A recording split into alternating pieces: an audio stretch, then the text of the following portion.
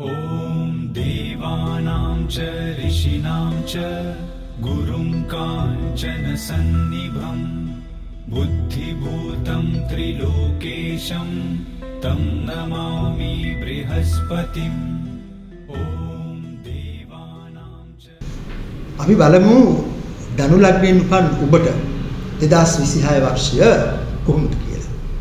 කෙටියෙන්ම කියන්න තියෙන්නේ 2026 වර්ෂය ධනු ලග්නයෙන් උපන් ඔබට ඉතාම සුබදායක බවයි.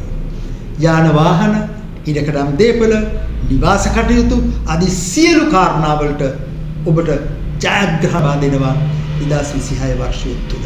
ඔබ ඉඩමක් මිලට ගන්න බලාපොරොත්තු වෙනවා නම් ආපහු ඔබේ පදිංචි ස්ථානයට ස්ථාන මාරුවක් බලාපොරොත්තු වෙනවා නම් වාහනයක් ගැන ඕනෑකමක් තියෙනවා නම් 2026 වර්ෂය තුල විශේෂයෙන්ම මුල් මාස 6 ධනුවෙන් උපන් ඔබට ඉතාම වාසිදායකයි. ධනු ලග්නයෙන් උපන් ඔබට ජූනි මැද සිට අගෝස්තු මැද දක්වා කාලය පදිංචිය වෙනස්කම් ඇති වෙන්න පුළුවන්, කාර්ය බහුල බවක් දැනෙන්න පුළුවන්.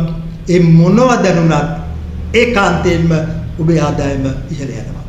ලොතරැයි ආදී කටයුතු වලින් ඔබට ලාභ හා ප්‍රයෝජන ඇති වෙන්න පුළුවනි. ඔබ කියන දේ, ඔබ ලියන දේ ඔබේ අරමුණු ඉෂ්ට කරලා දෙනවා.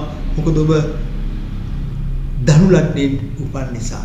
එහෙම බලද්දී සංනිවේදන කටයුතු වලට 2026 වර්ෂය විශේෂයෙන්ම ජූනි මැද සිට අගෝස්තු මැද දක්වා කාලය ඉතාම සුබදායකයි. ඒ නිසා ඔබට කිසියම් අපේක්ෂාවක් ඉටු කර ගැනීම ප්‍රමාද වෙලා තියෙනවද? යන්න, අවශ්‍යයි හමු වෙන්න, කතා බහ කරන්න ඔබට ඔබේ බලාපොරොත්තු සැකයකින් තොරව ජූනි මැද සිට අගෝස්තු මැද දක්වා කාලය තුල සැබෑ කරගන්න පුළුවනි. අගෝස්තු මැද සිට ඔක්තෝබර් අග දක්වා කාලය තුල ධනු ලග්නයෙන් උපන් ඔබට සියලු ආකාරයේ සමදතා සාර්ථක වෙනවා. විශේෂයෙන්ම ගනුදෙනු කරුවන්ගෙන් ඔබ බලාපොරොත්තු වන පිළිගැනීම, බලාපොරොත්තු වන ලාභය ඔබට අගෝස්තු මැද සිට ඔක්තෝබර් අග දක්වා කාලය තුලදී ලබා ගන්න පුළුවනි.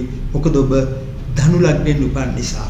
ඒ විතරක් නෙමෙයි, ඔබ බලාපොරොත්තු වෙනවා නම් කිසියම් විවාහය පිළිබඳ කටයුත්තක් සාර්ථක කරගන්න.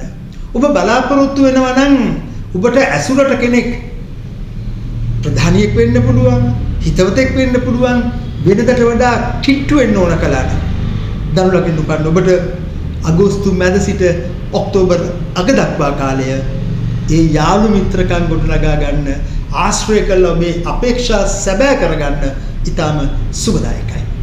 ඔක්තෝබර් අග සිට දෙසැම්බර් අග දක්වා කාලය ධනු ලග්නයෙන් උපන් ඔබට අධ්‍යාපන කටයුතු වලට ඉතාම සුබදායකයි. විදේශ ගමනක් යන්න බලාපොරොත්තු වෙනවා නම් ඒ විතරක් නෙමෙයි, තව හරි අපූර්වක් තියෙනවා. හොඳ පින්කමක් කරන්න බලාපොරොත්තු වෙනවා නම් ඒක දානයක් දෙන්න පුළුවන්, වන්දනා ගමනක් වෙන්න පුළුවන්. එහෙම නැත්නම් වෙන රටකට වන්දනාවේ හෝ වෙනත් අවශ්‍යතාව සඳහා ගමනක් බිමනක් යන්න වෙන්න පුළුවන්. ඔක්තෝබර් මැද සිට දෙසැම්බර් අග දක්වා කාලය ඔබ ධනුවෙන් උපන් නිසා ඉතාම සුබදායකයි.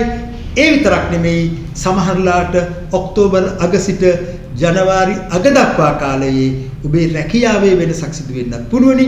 ඒ වෙනසක් සිදු වුණත් ඒක කිසිසේත්ම ඔබට පාඩුවක් අත් කරන්නේ ලාභයක් අත් කළොත් මිසක්. काञ्चनसन्निभं बुद्धिभूतं त्रिलोकेशं तं नमामि बृहस्पतिम्